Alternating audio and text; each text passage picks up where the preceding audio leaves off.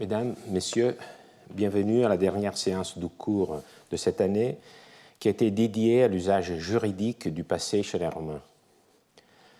Vous vous souvenez sans doute de la maxime que je vous ai proposée lors du début de la devise empruntée au juriste Gaius, « En toute chose, le commencement est la partie la plus puissante ». Mais je donne du prix également au point d'arrivée et bien sûr au chemin qu'il faut parcourir entre les deux extrémités. Pour moi, cela a été un plaisir de partager avec vous mes recherches en cours et je vous remercie de votre fidélité, tout comme de la fidélité de ceux qui nous suivent de loin. Je serai heureux de recevoir vos commentaires, soit à la fin de cette même séance, soit pendant les jours qui suivront, comme vous avez eu l'amabilité de m'en faire déjà parvenir par écrit ou de vive voix. Le dernier cours est le moment des bilans. Dans chacune des séances, j'ai traité un thème spécifique lié à des textes bien précis que j'ai lus avec vous selon la seule méthode que je considère valable. Vous connaissez tout le jeu de points à relier, celui qui consiste à relier des points pour dessiner une figure. Je ne prétends pas qu'en unissant un cours à l'autre, nous pourrions obtenir un dessin parfaitement complet de l'usage que les Romains faisaient de leur passé. Néanmoins, avant d'aborder les derniers des thèmes auxquels est dédiée la leçon d'aujourd'hui, je voudrais vous aider à retracer l'image qui peut se détacher de l'ensemble des cours. Cela nous permettra aussi de mesurer le chemin que nous avons parcouru ensemble. La perspective choisie pour ce cours n'est pas celle à laquelle on pourrait s'attendre d'un historien du droit. D'habitude, quand nous nous référons au passé, nous gardons nos pieds bien plantés dans le présent et nous tournons le regard en arrière vers la Rome antique. À partir de cette position, nous visons le changement, les évolutions, le parcours du droit de Rome en avant sur la longue période qui va de la fondation de la cité au 8e siècle avant Jésus-Christ jusqu'au 6e siècle après Jésus-Christ, en prenant comme date finale, plus ou moins justifiée, le règne de Justinien. Je vous ai proposé de regarder les choses en suivant la perspective inverse. Nous nous sommes demandé plutôt comme les Romains eux-mêmes concevaient leur propre passé juridique avant eux. Ce positionnement correspond à l'une de mes convictions, à savoir que le meilleur mode de faire de l'histoire du droit, ou peut-être de faire de l'histoire tout court, est de s'identifier avec le point de vue des protagonistes. Dans notre cas, des anciens, de s'efforcer de voir le monde comme eux-mêmes l'ont vu. Dans mon premier cours, j'avais expliqué quels auraient été les points que j'aurais abordés. Nous pouvons maintenant les relire et vérifier ce que nous avons appris. Comme le point de vue que nous assumons est celui des anciens, une question s'impose. Quels anciens? Les protagonistes ont été les juristes, mais d'autres auteurs ont été pris en considération, suivant l'idée que la culture juridique ne peut se comprendre qu'en l'insérant dans le cadre de la civilisation antique par champs proches. C'est pourquoi nous avons exploré les conceptions de quelques auteurs grecs, Hésiode, Aratos, et des poètes romains qui en ont repris les idées, comme Ovide, ou d'un philosophe comme Épicure et son disciple romain Lucrèce. Nous nous sommes aperçus que sous d'infinies variations, les idées gréco-romaines sur l'origine du droit étaient insérées dans une vision plus générale de l'histoire de l'humanité, une vision descendante de l'âge d'or jusqu'à l'âge de fer, déjà tracée par Hésiode, ensuite par Aratos, est une vision ascendante qui voit l'homme s'émanciper d'un état de vie sauvage et s'adapter à la vie en communauté. Bien que sous des formes différentes, cette conception lie la naissance du droit à la nécessité de freiner les instincts négatifs de l'homme, dans un cas la chute vers l'état sauvage, dans l'autre la sortie de cet état, puis la lutte contre la dégénérescence liée à la place croissante du luxe et des techniques. Donc le droit est toujours lié, en quelque sorte, au mal. Quant au thème, nous sommes consacrés à la naissance du droit en général comme des institutions particulières, notamment de droit privé, comme dans le cas de la naissance de la propriété, du principe pacta sunt servanda, du droit des successions du fils posthume.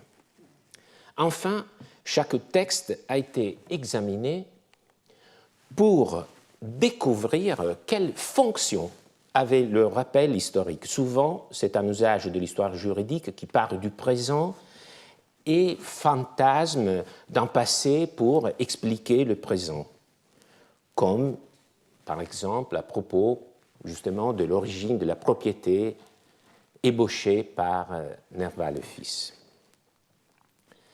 Dans le cas du commentaire des 12 tables par Gaius, remonter aux origines du droit de la cité avait la fonction de mieux faire comprendre les nouveautés introduites par la loi des 12 tables, dont je vous rappelle la nouvelle édition par Michel Imbert.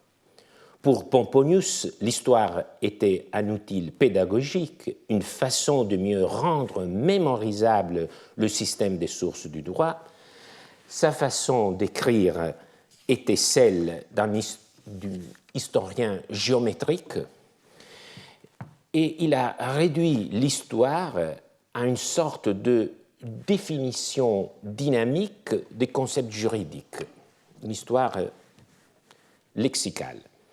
L'usage du passé prend sa dimension plus forte quand il sert pour argumenter. Le passé renforce ainsi l'autorité, rend la parole plus puissante, comme nous l'avons vu à propos des vétéres, des juristes anciens.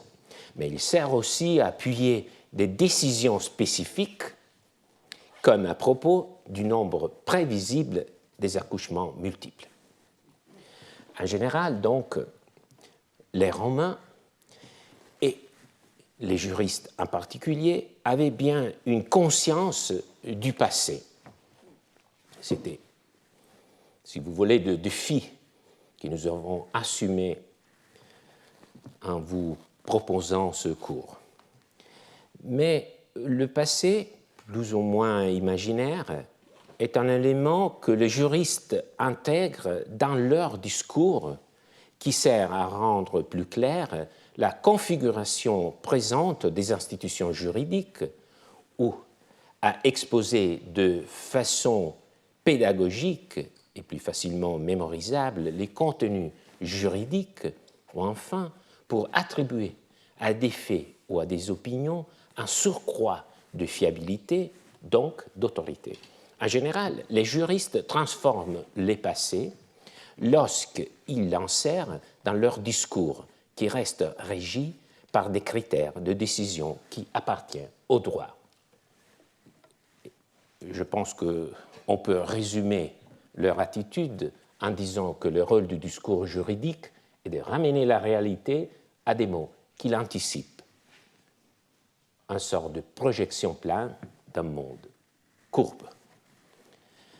Mais, en fin de compte, à quoi sert d'ouvrir une voie à travers la forêt épineuse des théories et de se libérer des préjugés historiographiques qui veulent que les juristes ne soient pas intéressés à leur passé.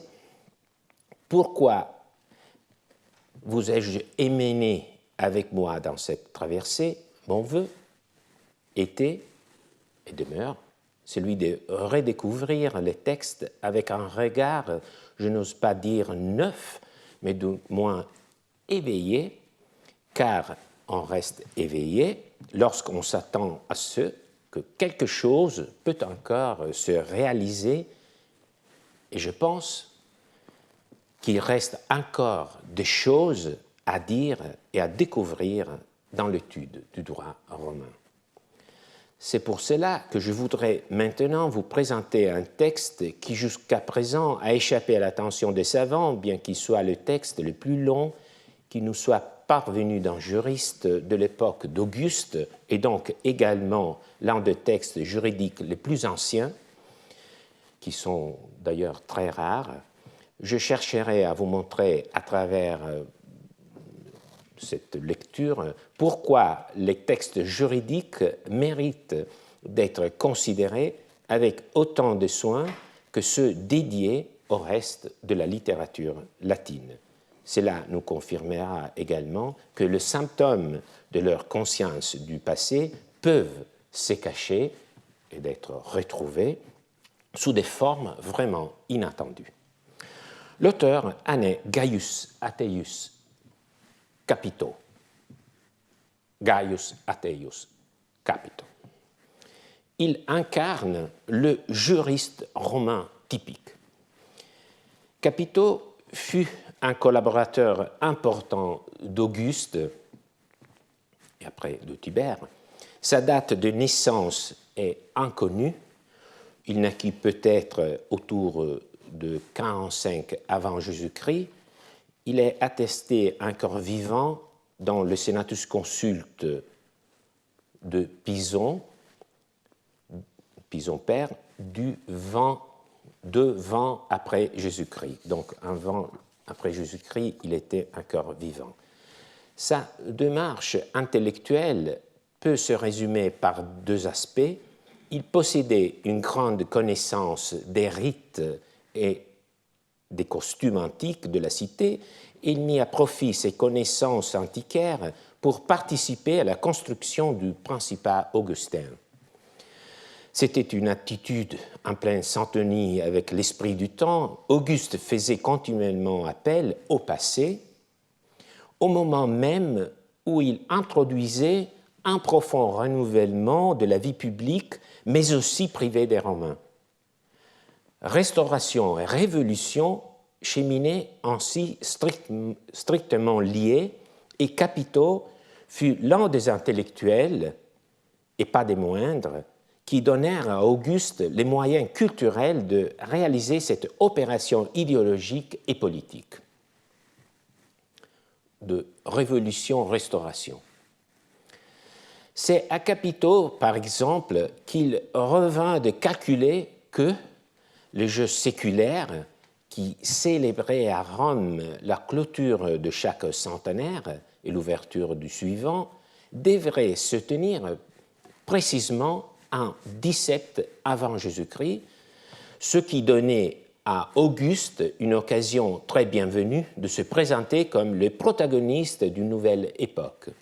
Pour déterminer cette date, Capito recourut à l'interprétation de livres sibyllins, un recueil d'oracles qui, selon tradition, avait été acheté à une sibylle par le roi Tarquin le Superbe. Là aussi, le recours à la tradition la plus ancienne et fabuleuse lui permet d'agir très concrètement sur le plan politique en soutien d'Auguste, qui d'ailleurs, lui, en fut reconnaissant. Capito fut nommé consul en 5 après Jésus-Christ, probablement à un âge déjà avancé, car il était d'une famille d'origine modeste, et il fut le premier de sa lignée à devenir consul. Il se voit confier par Auguste aussi des missions qui demandaient des talents pratiques, notamment de gérer les suites de l'inondation catastrophique du Tibre en 5 avant Jésus-Christ. Tibère, le successeur d'Auguste, lui confia une mission analogue, signe que Capito avait rempli efficacement ses fonctions. Capito avait une conception très juridique, si je peux le dire ainsi, aussi de la langue. Tibère s'étant servi dans un édit d'un mot peu usité, et quoiqu'il se piquait de parler avec élégance, il interrogea Capito sur cette nouvelle expression. Et le juriste lui répondit: Maître, ce mot est du latin, et en tout cas, s'il ne l'est pas, il le deviendra désormais. Cette réponse peut paraître celle d'un flatteur, et c'est comme cela qu'elle fut reçue par ceux qui assistèrent à cet échange, mais elle a quand même un fond de vérité, car elle exprime assez bien la nature de la langue, c'est-à-dire qu'elle est toujours en devenir. Donc, si quelqu'un introduit un mot et que son exemple est suivi, ce mot entre dans la langue, tout comme la coutume peut se transformer en une norme juridique. Après avoir rencontré son auteur Capito, venons-en à notre texte. Il nous a été conservé par Macrobe dans ses Saturnales, écrit à une date inconnue, peut-être vers 420 de notre ère. Voilà Macrobe dans un manuscrit du Moyen Âge. Les Saturnales sont la mise en scène d'un banquet chez un aristocrate prétextate, un des plus hauts représentants de la noblesse païenne du IVe siècle après Jésus-Christ. Les 3 jours des fêtes dédiées à Saturne, qui donnent le titre à l'œuvre, sont pour Macrobe l'occasion de développer 3 séries de conversations fictives, naturellement, fictives. Les Saturnales sont l'apogée de l'art de la conversation, à la fois détendue et instructive, anecdotique et amusante. 12 interlocuteurs de la plus grande réputation, parmi eux aussi Symaque, le grand opposant d'Ambroise de Milan, devisent des sujets de tout type, religieux, mais aussi grammaticaux, moraux, médicaux. On discute par exemple des divers genres du sarcasme et avec quel ménagement il faut l'employer entre convives. Très utile. Chacun des personnages mis en scène par Macrobe intervient à leur tour dans le dialogue avec ses compétences et son esprit. Il ne manque pas non plus un protagoniste qui revêt le rôle de l'important antipathique. Au-delà de la fiction, il s'agit bien évidemment d'un recueil dans lequel Macrobe a versé toute sa culture époustouflante, sa connaissance encyclopédique des écrivains et de la civilisation romaine, au moment même où cette culture était en train de s'effacer face au christianisme et à l'arrivée des nouvelles populations. Macrobe écrit son œuvre plus ou moins une trentaine d'années avant l'ambassade de Priscos de Panion à la cour d'Attila, dont nous avons parlé lors de notre dernière séance. La question qui nous intéresse est posée lors de la 3e journée des Saturnales, journée où la conversation est dédiée surtout à des sujets médicaux comme si le vin de sa nature est plutôt froid que chaud, et pourquoi les femmes s'enivrent rarement et les vieillards plus facilement.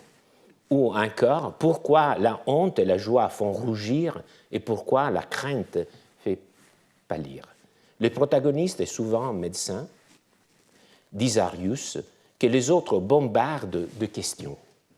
Dans la fiction du banquet, à un certain point, l'un des participants, Avienus, ramasse sur la table son anneau qui venait de tomber du petit doigt de la main droite.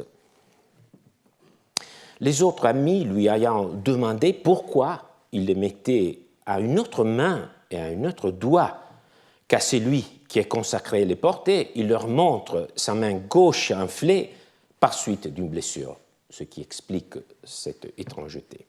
Cette circonstance fournit le sujet d'une question. Un des convives demande à Disarius, le médecin, pourquoi l'on s'est généralement accordé à porter les anneaux principalement à la main gauche et au doigt qui est aux côtés du plus petit. Le médecin présente une explication justement médicale. Il se réfère aux Égyptiens et à leur connaissance anatomique. Un nerf parti du cœur se prolonge jusqu'à ses doigts de la main gauche, l'annulaire. Voilà, conclut-il, pourquoi les anciens voulurent que ce doigt fût entouré d'un anneau comme d'une couronne. Mais comme il advient souvent dans ce type de conversation, un autre des convives intervient pour fournir une toute autre explication. Je la lis avec vous.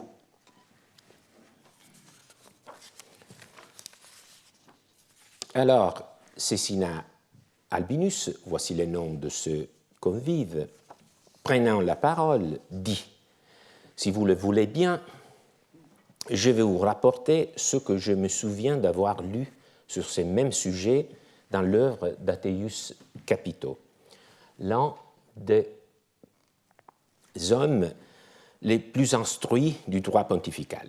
Capito, après avoir établi que la religion défend de sculpter les images des dieux sur les anneaux, n'hésite pas à expliquer le motif pour lequel on porte l'anneau à ses doigts et à cette main.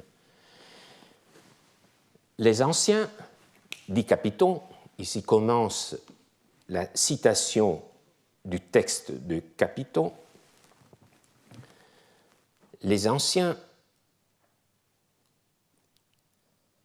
dit-il, portaient l'anneau autour de leurs doigts comme sceau et non comme ornement.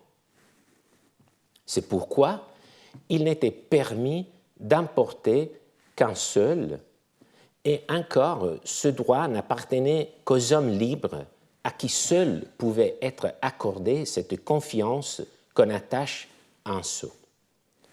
Ainsi, les esclaves ne jouissaient point du droit de porter l'anneau, qu'il fût de fer ou d'or, l'anneau était orné de ciselures et chacun le portait à son gré, à quelques mains ou à quelques doigts que ce fût. Par la suite, ajoute-t-il, les mœurs d'une époque de luxe amenèrent à inciser les sceaux sur des pierres précieuses. Cet usage devint bientôt universel, en sorte qu'il s'établit une émulation dans la vanité pour se procurer des pierres destinées à être ciselées à des prix de plus en plus élevés. Et là, il arriva que la main droite, qui agit beaucoup, fut affranchie de l'usage de porter des anneaux, usage qui fut transporté à la main gauche, laquelle reste plus oisive, et ceci pour éviter que la fréquence de l'usage et du mouvement de la main droite n'exposât les pierres précieuses à être brisées. De plus, ajoute encore Capito, on choisit parmi les doigts de la main gauche celui qui est à côté du petit, parce qu'il faut trouver plus apte que les autres à recevoir la garde précieuse de l'anneau. En effet, le pouce pollex, ainsi nommé à cause de la puissance qu'il possède, ne reste pas oisif, même à la main gauche. Il est toujours en activité de service autant que la main tout entière. Aussi est-il appelé par les Grecs antikeir, anti-main, comme s'il était une seconde main. Le doigt qui est placé à côté du pouce fut trouvé trop nu puisqu'il n'est point défendu par la juxtaposition d'un autre doigt, car le pouce est placé tellement au-dessous que c'est tout au plus s'il dépasse sa racine. Le doigt du milieu, ajoute encore Capito, et le plus petit furent négligés comme peu convenables, l'un à cause de sa longueur, l'autre à cause de sa courte taille. Ils l'ont choisi, c'est lui qui est enclavé entre les deux et qui est de peu d'usage comme étant, à cause de cela, le plus convenablement disposé pour la garde de l'anneau. Donc, Macrobe, au Ve siècle après Jésus-Christ, puise dans l'ouvrage de Capiton dédié au droit pontifical, fait en soi déjà remarquable car il s'agit justement d'un texte écrit à l'époque d'Auguste ou de Tibère, à peu près 4 siècles avant. J'évoquais dans mes séminaires, il y en aura un dernier cet après-midi avec Marco Fressura, j'évoquais la circulation de la littérature juridique dans l'Antiquité tardive. Nous en avons donc là un autre exemple. Il faut préciser, Capiton parle ici en tant qu'expert du droit pontifical, ius pontificium, non pas comme juriste de droit civil. Les droits romains étaient sécularisés, on y trouve peu de traces de leur religion, c'était plutôt de la religion qui était, c'était plutôt la religion qui était fortement juridicisée. Les prêtres, presque comme les juristes, étaient amenés à donner des réponses sur les questions rituelles, souvent très subtiles. Et c'est justement le type de questions abordées ici, théoriquement, par Capiton. Donc, non pas comme prêtre, mais comme intellectuel. Le point de départ pour comprendre le problème et sa solution est la pratique des Romains de sceller leurs documents en apposant dans la cire l'empreinte de leurs anneaux. C'est que la signature pour nous, pour eux, était les sceaux imprimés par leurs anneaux. Depuis l'époque la plus ancienne, les sceaux étaient montés sur des anneaux rigides de fer, d'argent ou d'or. L'utilisation de l'or comme monture fut limitée juridiquement à l'ordre de chevalier et, c'est moins sûr, à l'ordre sénatorial.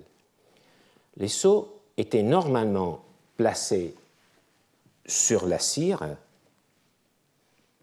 qu'on avait fait tomber sur un fil qui maintenait le document fermé. Ce système était utilisé non seulement pour des documents de valeur juridique, qui étaient notamment visés, mais aussi pour sceller des lettres privées écrites sur du papyrus. Que de mieux que de nous faire renseigner sur cette pratique par le tendre érotisme d'Ovide qui représente un amant écrivant une lettre qui fantasme sur le moment où la femme aura la lettre dans ses mains et brisera le sceau avec les dents. Et laissons parler le poète. Aussitôt, écrivant ces lignes, c'est l'amant qui parle, je m'écris par heureuse lettre, bientôt elle te tendra sa jolie main, peut-être aussi te touchera-t-elle en appuyant ses lèvres, lorsque de sa dent aussi blanche que la neige, elle voudra en rompre les liens. Pour imprimer son sceau sur de la cire, il fallait donc avoir un anneau qui portait une incision, une image gravée. La question dont s'occupe Ateius Capito est donc de savoir s'il est permis de graver sur l'anneau l'image d'un dieu. Capito le nie, nous l'avons vu. Son propos était très clair. Si Macrobe a été fidèle dans sa citation, bien entendu, c'est discutable, mais nous avons le texte tel qu'il est. Donc son propos est très clair. Il dit que c'est néfaste de sculpter l'image des dieux sur des anneaux. Néfaste signifie littéralement ce qu'on ne dit pas. C'est un mot qui désigne le crime indicible et concerne le tabou, l'abominable. Bref, néphas qualifie un acte qui porte atteinte à l'ordre du monde et au rapport avec les dieux. Le texte est donc si clair qu'il ne semble susciter aucun problème. Et pourtant, il y a bien une difficulté, et une difficulté importante. Des très nombreux anneaux sigillaires romains ont survécu au temps. On en trouve aussi dans des ventes aux enchères avec des collectionneurs acharnés, et c'est compréhensible. Ce sont souvent de véritables œuvres d'art. Quel est donc le problème? C'est que le sujet qui se trouve le plus souvent représenté sur ce type d'anneau est justement celui des dieux. Vous en avez ici un exemple. On trouve Jupiter, Junon, Cérès, Bonus et Ventus, tous en somme.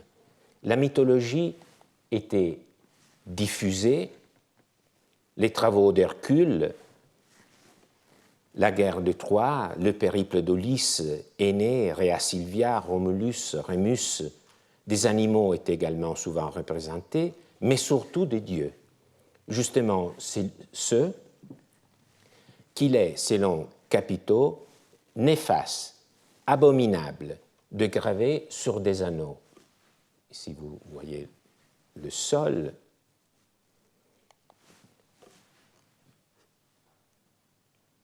Et Jupiter avec son aigle.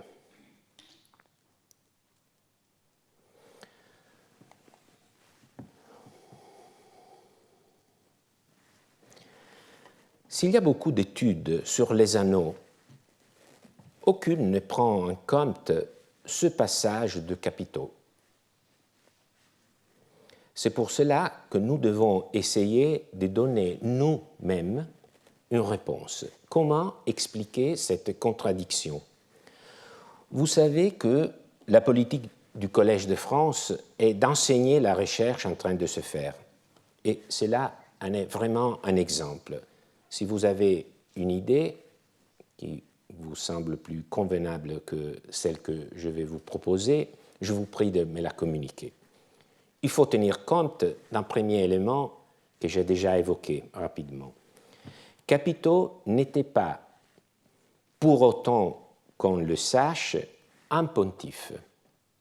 Il n'était pas un membre du collège pontifical, un prêtre, c'est pourquoi son opinion dans le domaine du droit pontifical n'était pas, en principe, contraignante. Donc, le propos que nous lisons dans Macrobe n'a pas, a priori, donc le contexte nous fait défaut, donc c'est déjà une hypothèse, mais a priori, le propos que nous lisons dans Macrobe n'a pas le statut d'une règle pontificale, c'était l'opinion d'un érudit, d'un homme curieux des traditions qui exprime ainsi son point de vue.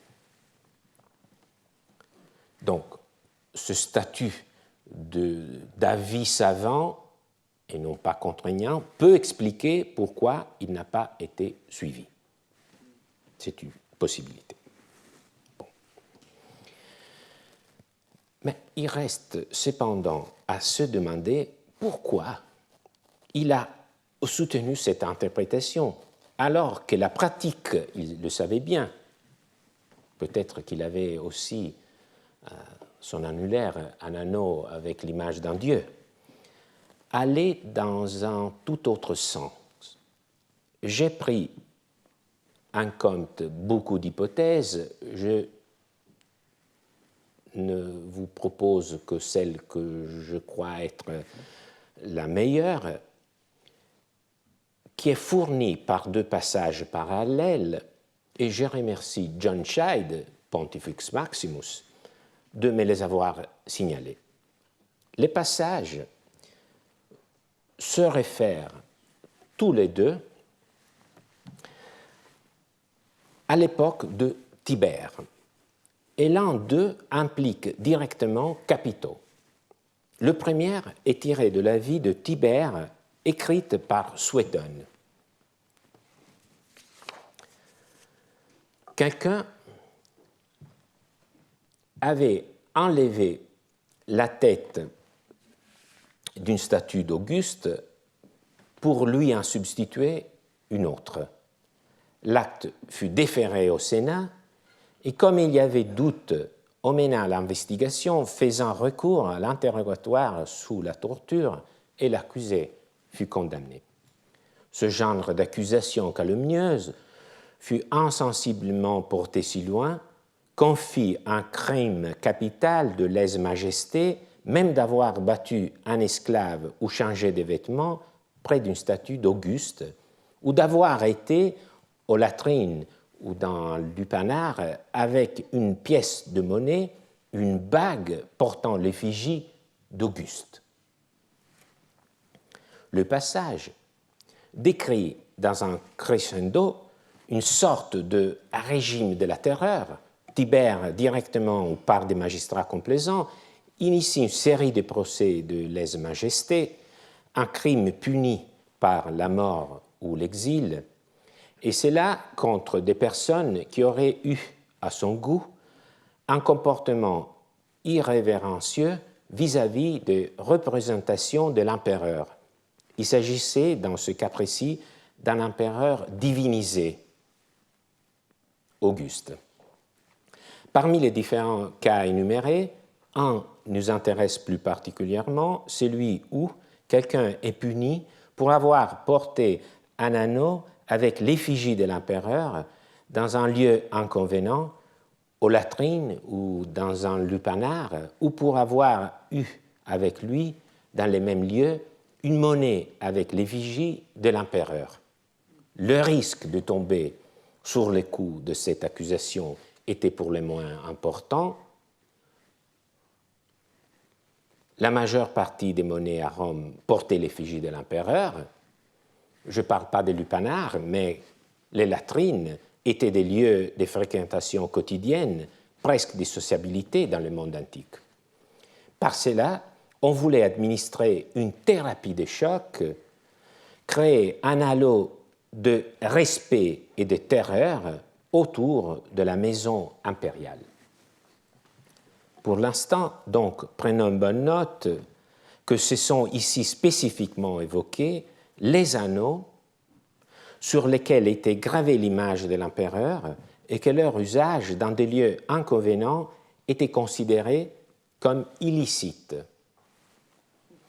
Passons maintenant au second épisode rapporté par Tacite. Il s'agit ici aussi d'un procès de lèse-majesté sous les règnes de Tibère en 22, qui se déroule en raison du statut de l'accusé devant le Sénat. Lucius Ennius, chevalier romain, poursuivi pour lèse-majesté, pour avoir converti à un usage commun d'argenterie une image de Tibère, Tibère défendit d'admettre l'accusation malgré la protestation publique d'Ateius Capito, qui prétendait faire preuve d'indépendance. On ne devait pas, disait Capito, enlever au Sénat sa juridiction, ni laisser un tel forfait impuni. Sans doute, le prince était libre de se montrer indifférent pour ses propres injures, mais il ne pouvait pas pardonner en sacrifiant la vengeance publique. Tibère comprit la pensée réelle derrière les paroles et persista dans son refus d'admettre l'accusation. Ici aussi, la question concerne non pas directement l'image de Dieu, mais celle de l'empereur. Et le crime n'est donc pas religieux, néfaste, mais puni par les lois, les majestés. Néanmoins, d'importantes analogies peuvent être soulignées. Il n'est pas permis d'utiliser un objet reproduisant le visage de l'empereur, pas nécessairement une statue. peut-être en plateau, comme s'il était un objet domestique quelconque, un bibelot, une pièce de vaisselle ou encore une décoration de table. Capito considère ce comportement comme injurieux, donc méritant la peine prévue pour les crimes de lèse-majesté. Il ne vous semble pas qu'il s'agit du même raisonnement que Capito lui-même applique au sujet des anneaux gravés avec l'image des dieux. On ne peut s'en servir ni des uns ni des autres comme de simples ornements. Les problèmes venaient justement du fait que, comme le rappelle Capito dans le texte cité par Macrobe, les anneaux n'étaient plus utilisés pour leur fonction sigillaire, mais comme des marques de luxe. Cela, me paraît-il, explique aussi la suite du discours de Capito, qui est le point qui nous intéresse le plus. Car on pourrait s'étonner du fait que Capito ne se borne pas, Macrobe lui aussi semble être un peu étonné, ne se borne pas à dire qu'à son avis il était impie de sculpter des figures de dieux sur les anneaux. Le juriste se lance dans une explication sur la position de la bague. Je pense qu'il s'agit justement de la justification de la règle qu'il venait d'énoncer. Donc, un usage argumentatif du passé par un juriste. Commentons ensemble son récit. Par-dessous tout, Rome se définit comme le peuple de la fides,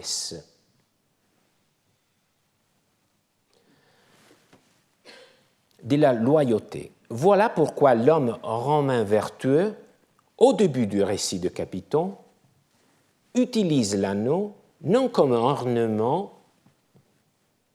Les anciens portaient l'anneau autour de leurs doigts comme sceau et non comme ornement.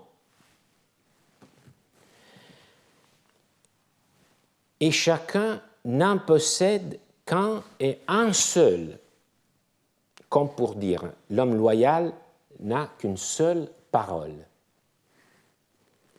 Et seulement ceux qui jouissent de la citoyenneté peuvent être porteurs de fides et donc de sceaux, certainement pas les esclaves. Ce début me paraît contenir déjà la clé du raisonnement, c'est-à-dire la distinction entre la fonction instrumentale de l'anneau comme outil pour sceller d'une part et sa fonction ornementale comme objet de luxe d'autre part. Je ne peux pas développer davantage, mais on pourrait évoquer pour confirmer cette explication le fait que la même distinction servait pour distinguer les objets sacrés d'un temple, comme les statues des dieux destinés au culte, et l'objet purement ornementaux, comme les boucliers et les offrandes. Pour affermir encore l'idée que l'anneau a changé de fonction, Capito utilise aussi la position. On commence à comprendre par cette lecture argumentative, si vous voulez, pourquoi ce voyage, ces deux tours à propos de la position de la bague. Ils vont montrer que le passé était un âge de vertu.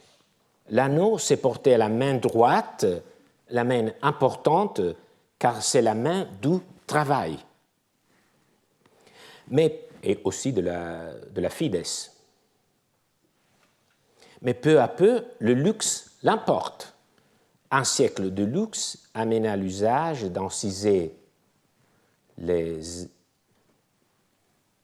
mœurs d'une époque de luxe amenèrent à inciser les sceaux sur des pierres précieuses. Cet usage devint bientôt universel, en sorte qu'il s'établit une émulation dans la vanité pour élever de plus en plus les prix des pierres destinées à être ciselées. Dès là, à cause du prix de l'anneau et des pierres, il arriva que la main droite, qui agit beaucoup, la main du travail, fut affranchie de l'usage de porter des anneaux, usage qui fut transporté à la main gauche, laquelle reste plus oisive. On ne sait pas à quel moment Ateius Capito situe cette crise morale, ce passage de la droite à la gauche, peut-être à l'époque des guerres puniques, de l'expansion outre-mer, mais son histoire est idéalisée sans besoin véritable du point de référence. Et les changements de main ne suffit pas aux juristes pour dramatiser cette histoire de décadence. Le choix du doigt lui donne aussi l'occasion de poursuivre son apologue. Le pouce, puissant et actif, n'est pas retenu. Notez que Capiton utilise ici une étymologie fictive, une parétymologie, pollex, dit-il, de potens. C'est une technique souvent utilisée par les juristes pour rattacher un concept au son d'un mot par paronomase. J'espère que vous vous souvenez du texte que j'ai lu lors de notre première séance, quand Nerva le fils explique l'idée de possession, disant que le terme vient de potis et sedis, c'est-à-dire prendre place avec puissance. Donc c'est un texte qui impliquait aussi l'abéon. Encore une fois, la même racine potis du verbe posse, pouvoir, est invoquée dans les deux cas tort, mais avec une même force métaphorique et évocatrice. Mais revenons au discours des Capitons, c'est au tour des autres doigts d'être écartés parce qu'ils ne garantissent pas la protection de l'anneau, toujours plus précieux. Finalement, l'annulaire est choisi car il est protégé par les doigts qui l'entourent, mais ce faisant, ce n'est plus la fidesse, la loyauté qu'il protège, mais bien la valeur économique de la bague. Si j'ai bien dénoué ce petit mystère, Capiton a cherché à expliquer à travers l'histoire pourquoi, à son avis, il était désormais néfaste, abominable, interdit de graver des images de Dieu sur les anneaux. Capiton devait bien être au courant du fait que depuis toujours, des anneaux portant les images de Dieu étaient utilisés, mais il montre que ce qui était acceptable à une époque ne l'était plus. Pour faire cela, il pensait injuriste,